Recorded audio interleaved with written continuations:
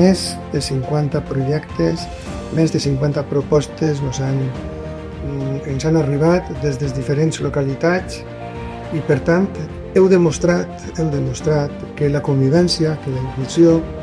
que la qualitat, que la innovació no són sols paraules, són realitats que es construeixen dia a dia